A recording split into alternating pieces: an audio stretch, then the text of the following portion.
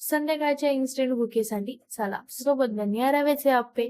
रव्याचे अप्पे बनवण्यासाठी मी इथे 2 चम्मच दही घेतला आहे. त्यामध्ये 1 वाटी रवा ऍड केलेला आहे. थोडंसं पाणी घालून याचं एक स्मूथ असं बॅटर तयार करायचं. त्याला 10 मिनिटं रेस्टवर ठेवायचं. शेंगदाणे आणि मिरच्या याचा ठेचा बनवून घ्यायचा. याने आपल्याला छान चव येते. त्यानंतर आपलं बॅटर बघा चांगलं सेट झालं आहे. यामध्ये आपल्याला टोमॅटो, कांदा आणि कोथिंबीर घालायचे. तुम्हाला हव्या त्या भाज्या तुम्ही यामध्ये ऍड करू शकता. ठेचा यामध्ये ऍड करायचा. ठेचा ऍड केल्यानंतर यामध्ये 1 चम्मच मीठ आणि त्यासोबतच थोडासा बेकिंग सोडा घालायचा आहे. बेकिंग सोड्याने आपलं बॅटर चांगलं फ्लफी होणार आहे. त्यानंतर आपल्याला अप्पे पॅन गरम करण्यासाठी ठेवायचा. यामध्ये मी तेल घातलंय. तुम्हाला आवडत असेल तर तुम्ही इथे बटर किंवा तूप पण ऍड करू शकता.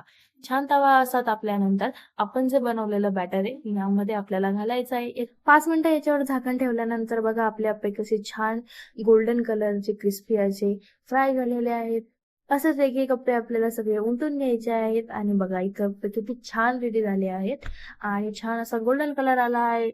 5 मिनिटं झाकण ठेवून आपल्याला दुसऱ्या बाजूनेही असे छान क्रिस्पी असे अप्पे आपल्याला फ्राय करून घ्यायचे आहेत. आणि मी इथे माझे अप्पे जे आहेत ते प्लेटमध्ये काढून घेतलेले आहेत. तुम्ही बघू शकता किती इझिली हे अप्पे निघाले आणि मी खूप कमी तेलाचा इथे वापर. मी हे अप्पे ना शेजवान चटणी सोबत ट्राय करणार आहे. तुम्ही कुठल्याही चटणी सोबत हे ट्राय करू शकता. अप्पे कसे वाटले ना